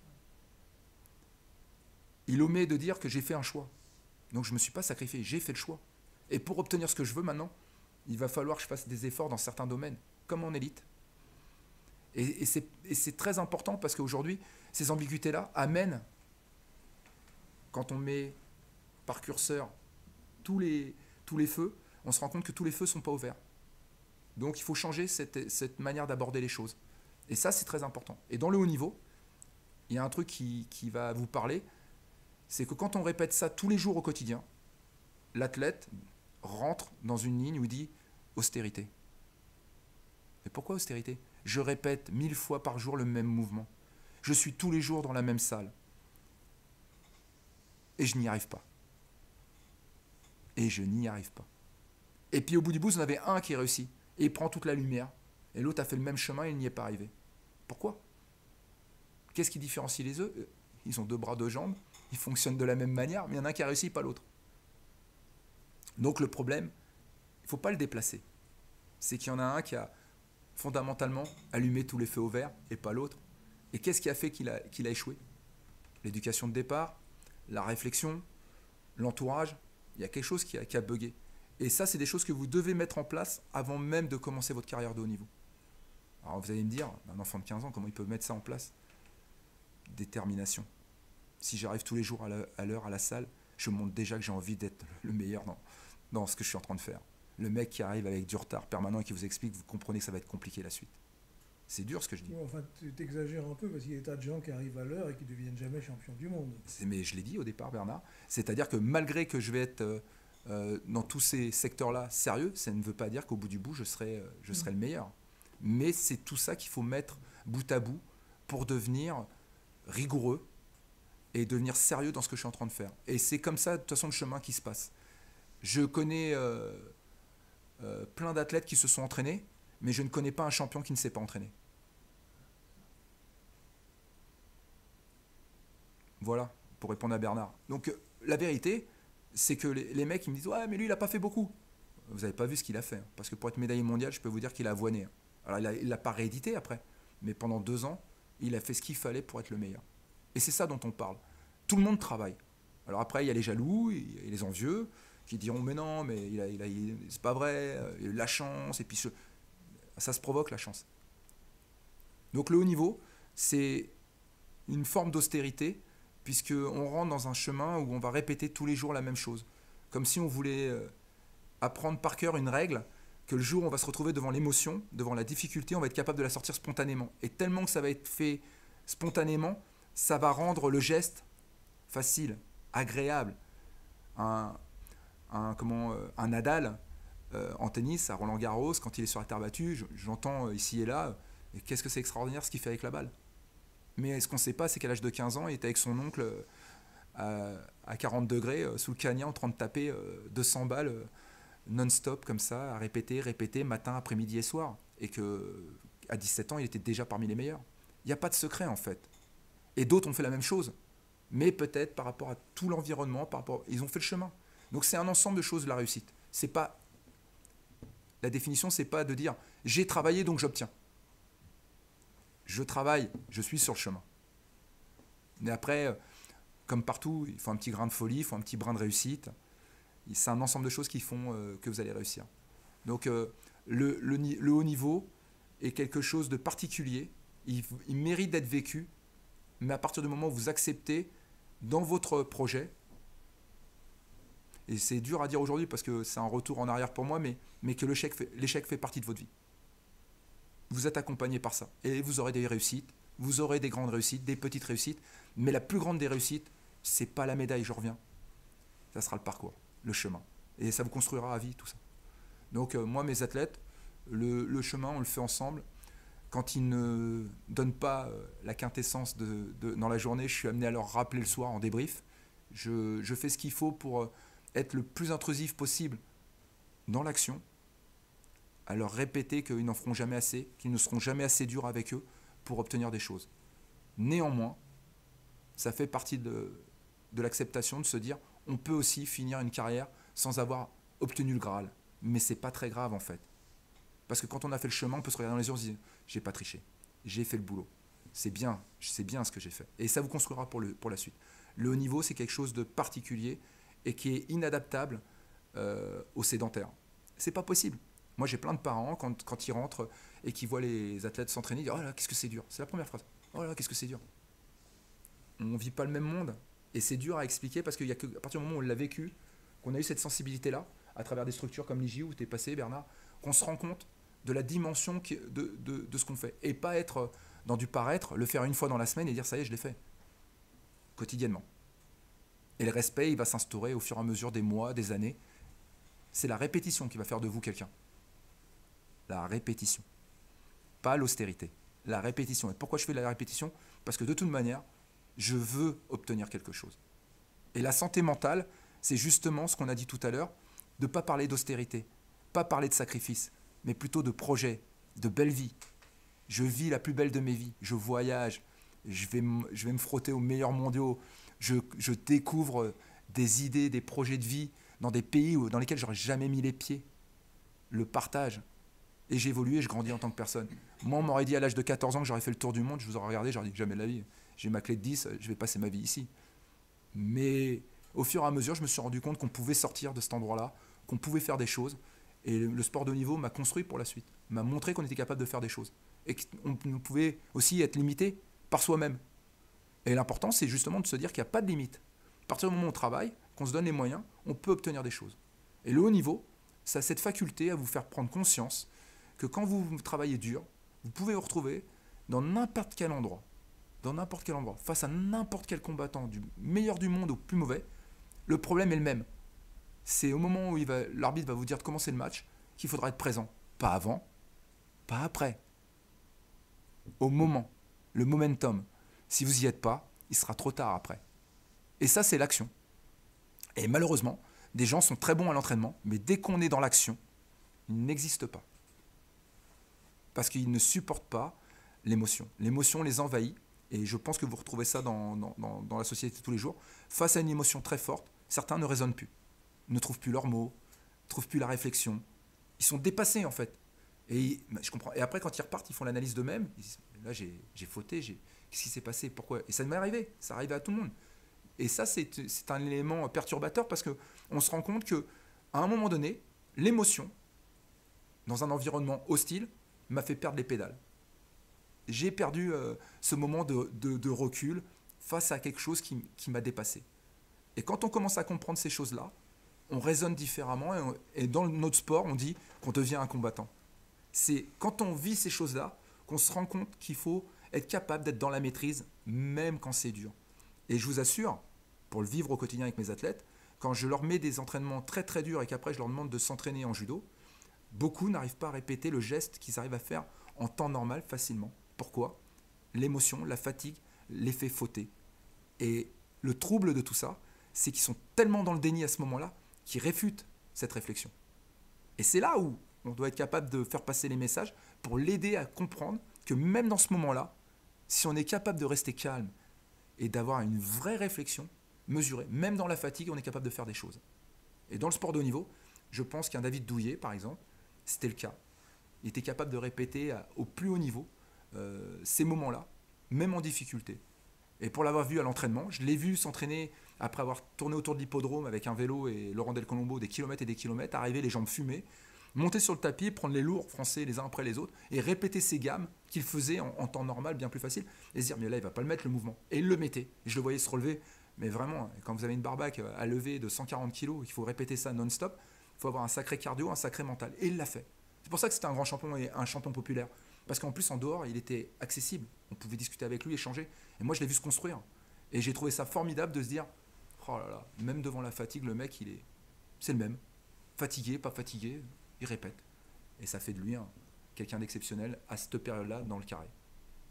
Voilà ce que je voulais partager avec vous sur le haut niveau. Si vous avez des questions. Merci Yann.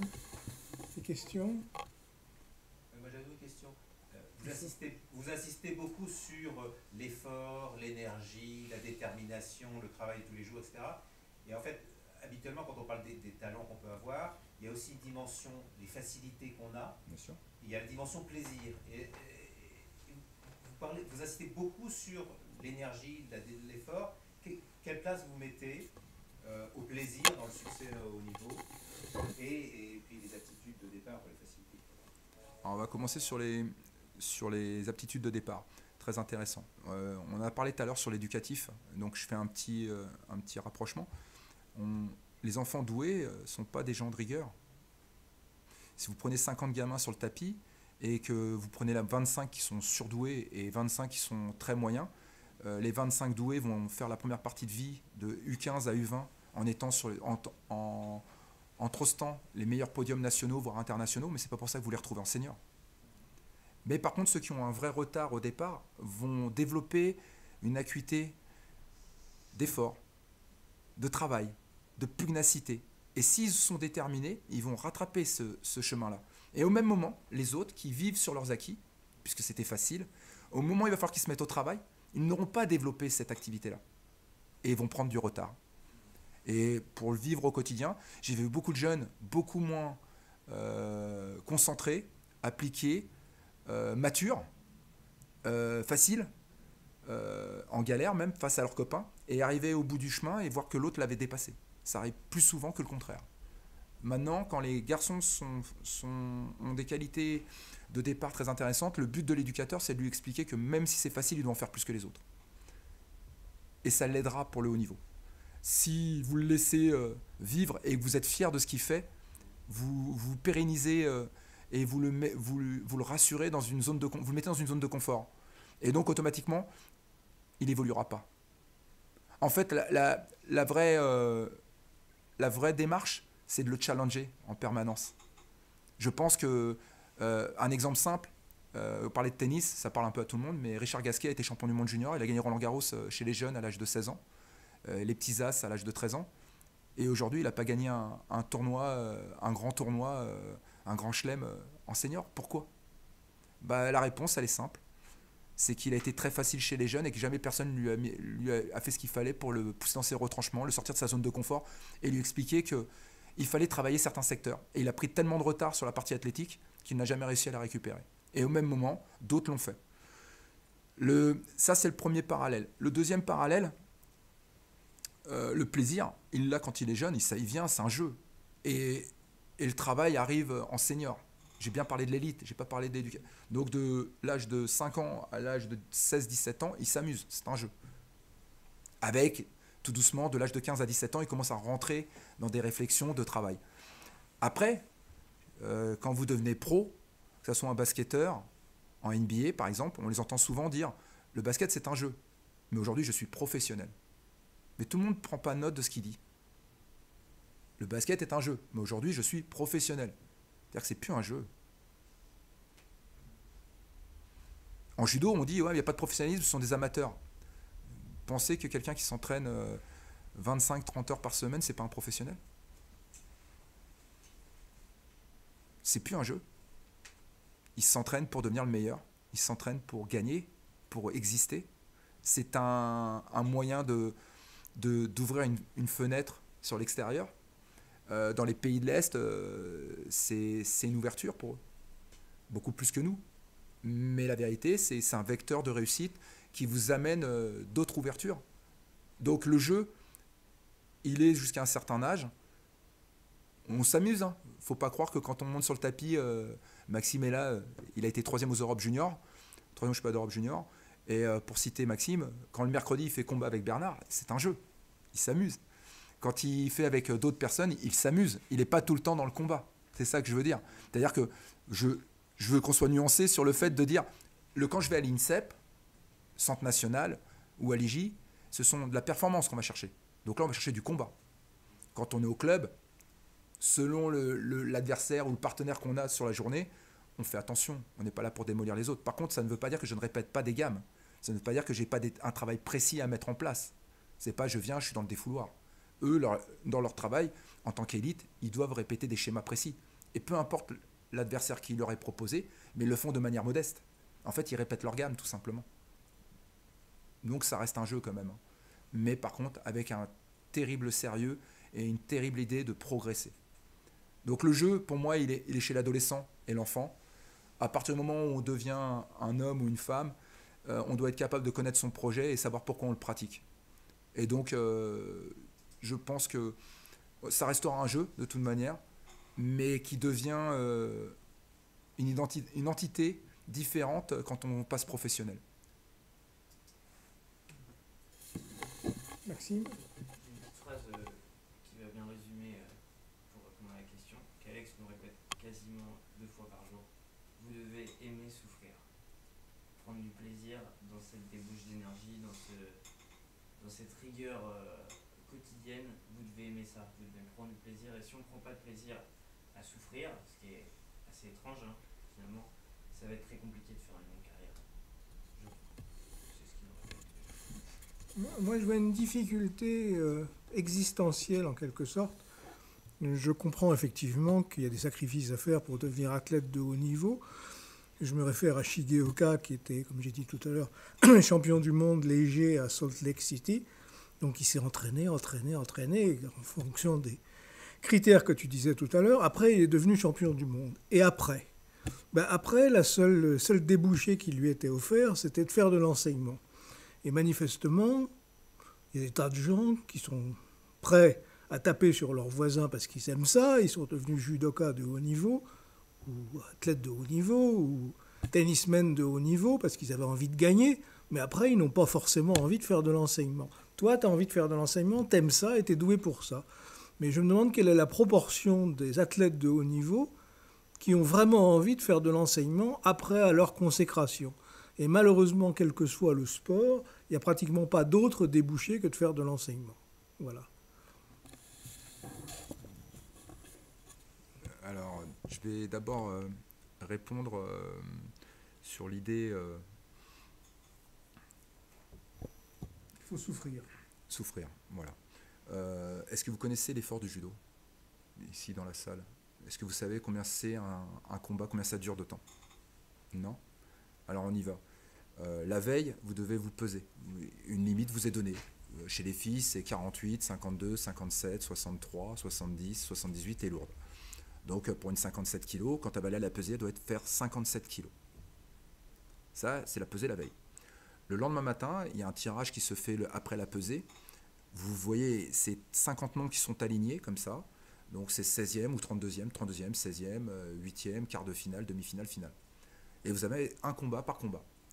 Seulement, comme il n'y a que 3 surfaces au niveau international, il y a un tapis, sur le même tapis, il y a des fois 3 catégories qui vont combattre.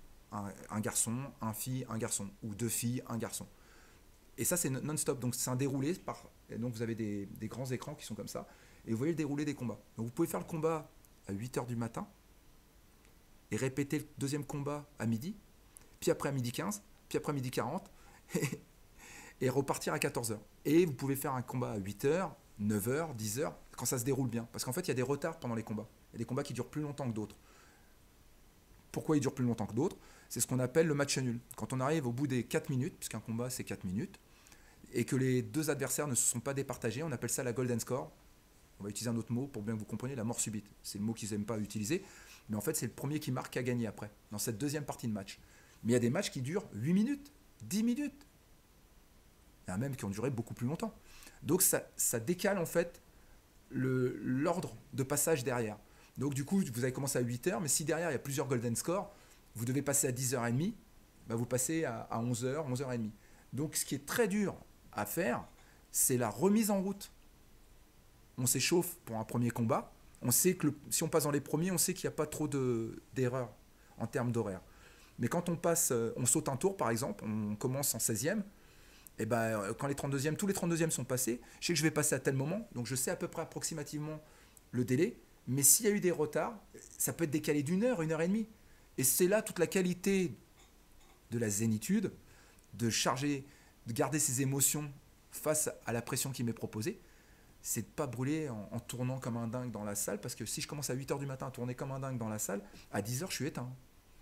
Et vous voyez les athlètes, ils sont assis contre un mur, très calmes, tranquilles. Ils savent que ça va être au moment, à l'instant T, ce que j'ai dit tout à l'heure, le momentum, où il faut exister. Et la difficulté de notre sport, qui n'est pas le cas du tennis, en tennis, je rate mon premier set, il y a 2 heures de match à peu près. Donc je peux rater mon premier set et gagner les 2 d'après. Je peux rater mes premiers jeux, me mettre dans le match, je perds quand même mon premier set, mais ça y est, c'est parti, après je fais un vrai match. En judo, c'est 4 minutes. Si vous ratez vos 4 minutes, la journée elle est finie. Il faut atteindre les quarts de finale pour avoir une chance de prétendre à une médaille. Donc ça veut dire que les 3 premiers tours sont très très déterminants, très importants. Et tout ça amène, vous avez 150, 200 combattants dans une salle d'échauffement alors je vais exagérer en disant ça, mais ça vous fait rire, de 70 mètres carrés. Ils sont les uns sur les autres, en train de s'échauffer. Vous ne pouvez pas vous échauffer correctement. Vous êtes dans une ambiance austère. Je ne veux pas vous parler des toilettes, qui sont dans un état lamentable, parce que ce sont que des humains. Donc tout le monde y va de son expression, vomissement et d'autres choses. Donc tout le monde a peur. Tout le monde est dans une angoisse. Tout le monde est dans une difficulté. Et tout ça amène à une ambiance, et j'utilisais le mot tout à l'heure, d'austérité. C'est une difficulté. Les mecs qui sont partis à la guerre ne croyaient pas qu'ils n'avaient pas peur. Quand un humain, se retrouve dans un carré qui doit aller combattre, il a exactement les mêmes difficultés. Donc on en revient à ce qu'on disait tout à l'heure, gérer ses émotions.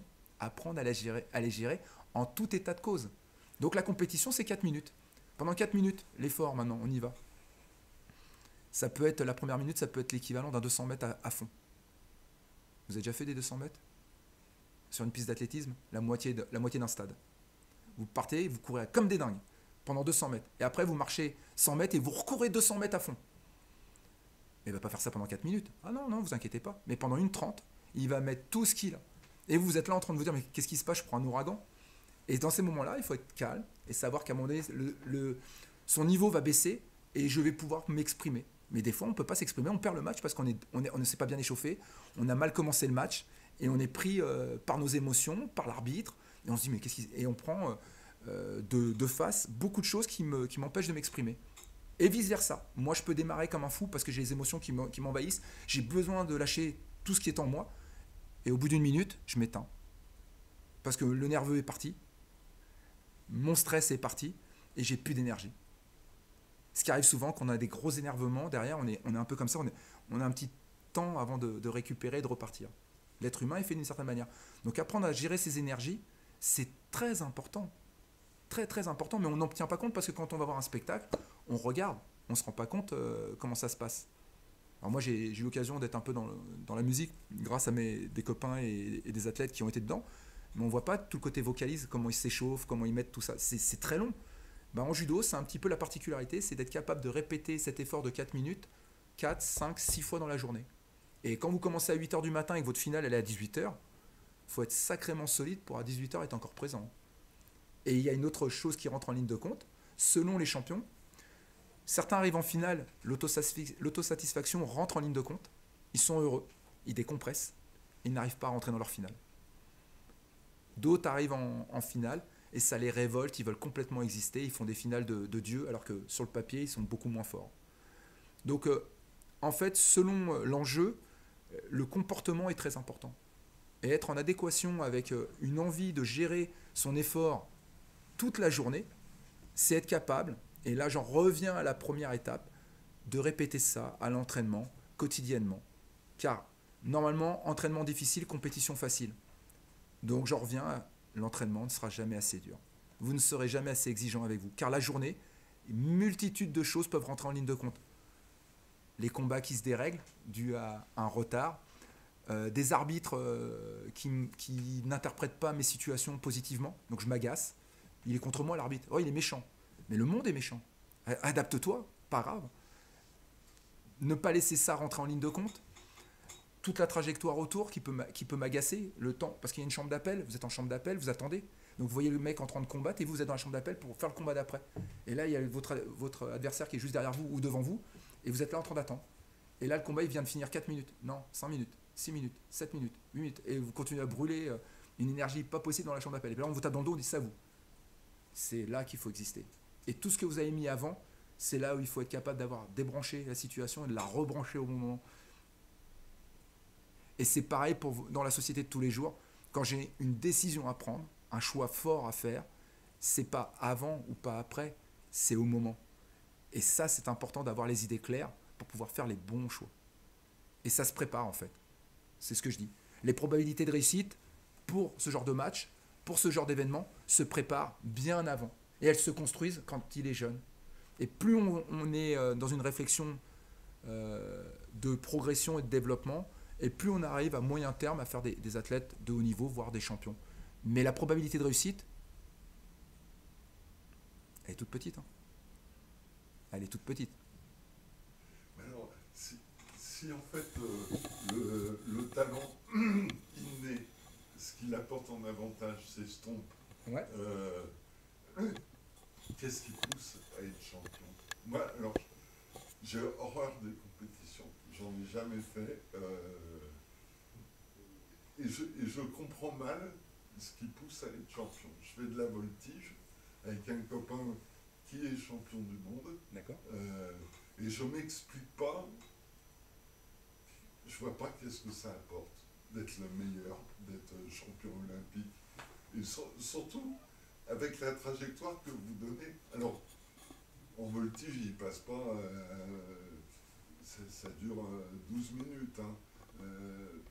Donc, c'est pas des journées d'entraînement complètes comme il n'y a pas de professionnels. Enfin, en fait, il n'y a que les militaires.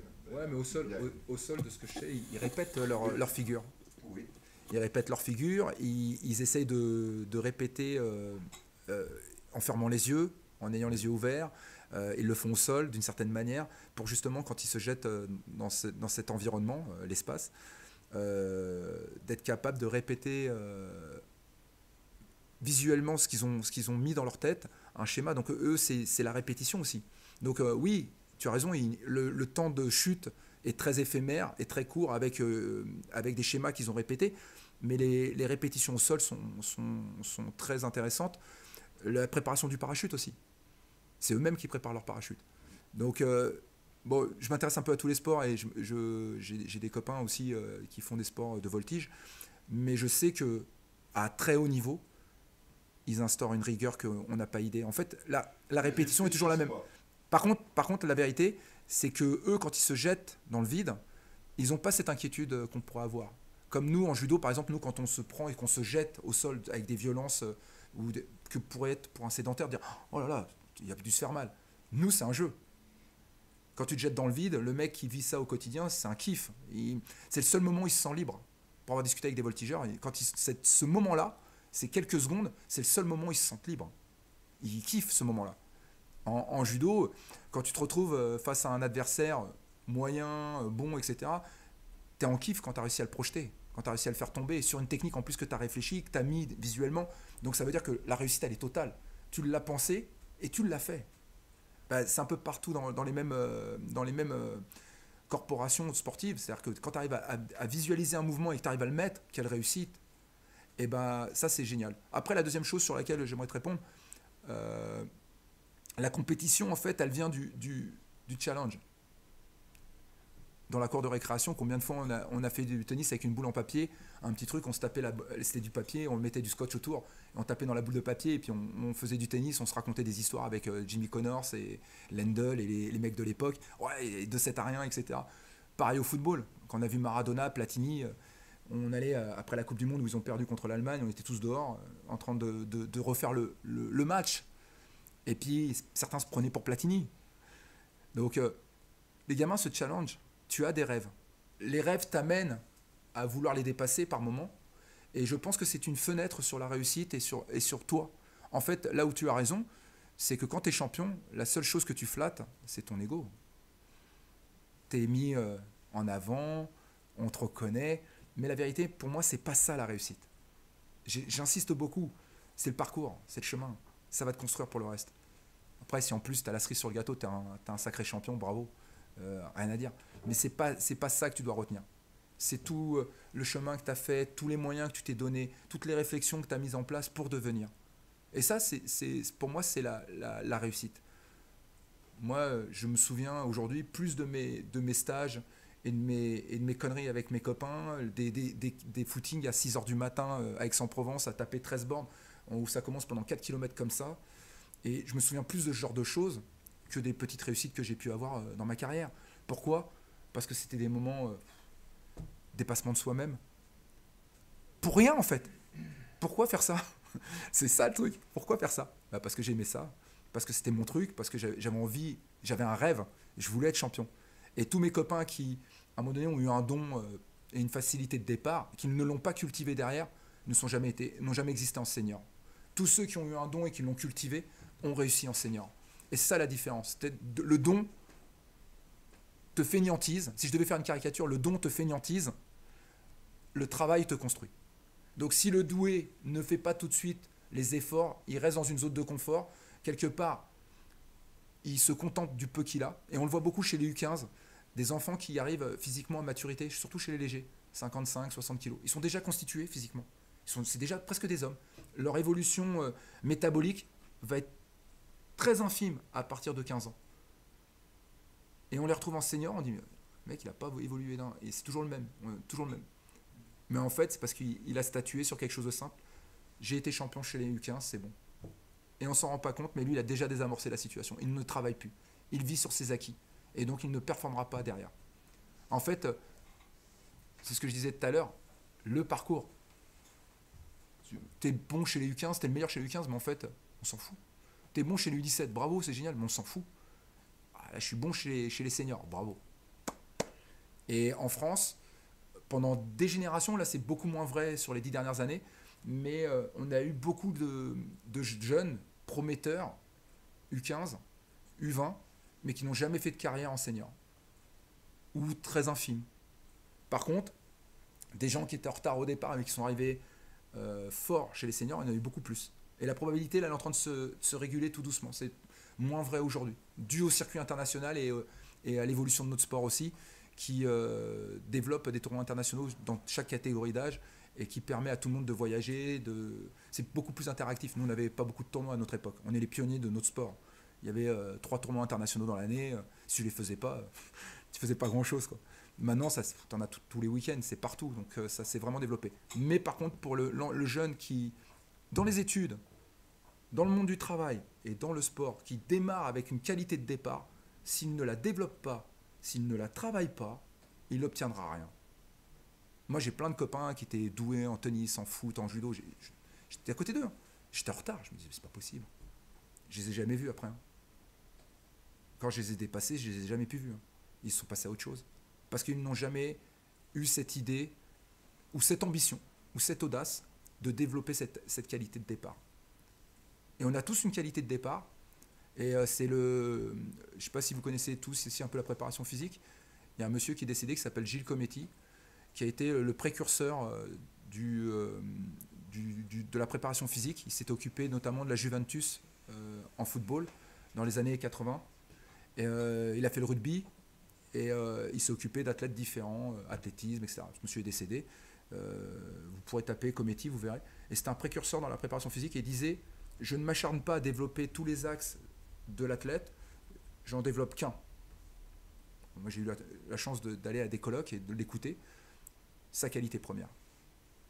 Si c'est un endurant, je vais aller à fond dans l'endurance. Si c'est la résistance, si c'est l'explosivité, etc. Donc le mec, il partait d'un principe, vrai, pas vrai, peu importe. Il avait une idée, et à partir de cette idée, il développait le reste. Donc il allait mettre 80% sur la qualité première, et après le reste un petit peu pour développer, bien sûr, parce qu'il faut quand même des équilibres. Mais il avait une idée de départ. Et c'est fantastique d'avoir des idées. Aujourd'hui, on ne veut pas avoir d'idées. On veut être très conforme. Et le combat, c'est tout sauf quelque chose de rationnel. Comme je vous ai dit tout à l'heure, il y a celui qui va partir comme un dingue, il y a celui qui va commencer doucement, etc., etc. Donc il y a tellement de possibilités, c'est tellement ambigu le combat, que la meilleure façon d'être préparé, c'est de travailler tous les jours, d'être dans une idée de difficulté, et de pouvoir se dépasser soi-même, en fait, parce que c'est un combat contre vous-même, en fait. Et c'est pour ça que le parcours est très important. Voilà ce que je pouvais vous dire un peu sur le haut niveau. D'autres questions? Non? On va peut-être en rester là. Alors, il y a un pot qui est servi au 3e étage. La prochaine fois, c'est-à-dire dans un mois, ça sera moi. Je parlerai de la formation en mathématiques et je me servirai de ce qu'Alexandre vient de dire pour mieux mesurer les différences qu'il y a entre cette discipline et la nôtre. Je partagerai mon temps de parole avec Igor Noskov, qui est conseiller scientifique et technique à l'ambassade de Russie en France et qui parlera de la formation aux mathématiques en Russie. Ils sont plutôt, c'est normal ça? Bon. Plus proches que nous des applications et ils savent mieux former les jeunes. C'est quand tu as dit Igor, la BRB, Ça peut... Moi, pour conclure, je dirais que si j'ai réussi à survivre à 16 ans comme professeur titulaire des universités, et ensuite à 28 années et quelques mois comme PDG de la Société de calcul mathématique, c'est parce que je fais du judo de manière permanente. Et ce n'est pas du tout une plaisanterie. Donc, merci beaucoup. Le club d'Alexandre, c'est dans le 20e Oui, c'est le 20e, c'est quartier Belleville. Profites-en pour donner l'adresse. C'est le gymnase Alfred Nakache, on est là-bas du lundi au samedi inclus. On accompagne aussi des jeunes femmes et des jeunes hommes et des personnes jeunes et plus anciennes dans le sport santé. On fait aussi des parcours de sport santé. Et on développe aussi l'activité judo dans toutes ces sphères. C'est-à-dire on a un cours MMA éducatif le mardi et le jeudi, qui est d'ailleurs entouré de beaucoup de jeunes femmes, étonnamment. On a plus de 10 femmes qui viennent faire cette activité-là. Et le judo, c'est le lundi, le mercredi et le vendredi, sachant que le mercredi, c'est les élites, essentiellement. Et on essaye d'échanger et d'accompagner, selon les demandes de chacun et leurs ambitions, des accompagner dans leurs projets. Voilà. C'est Gymnase Alfred Nakache, quartier Belleville. Et vous êtes tous les bienvenus, même jeter un coup d'œil à l'occasion. On sera content de vous recevoir. Il y a des bancs, on peut s'asseoir, regarder. Si vous avez besoin de jeter un petit coup d'œil, vous êtes les bienvenus, bien sûr. Et d'apprendre un minimum de discipline pour ceux que ça intéresse. Merci beaucoup à Alexandre, merci à tous ceux qui ont pu venir. Et puis, rendez-vous là dans un mois pour la suite de la formation. Donc, pot au 3e étage. Vous êtes capable de monter sans l'ascenseur, j'espère. Et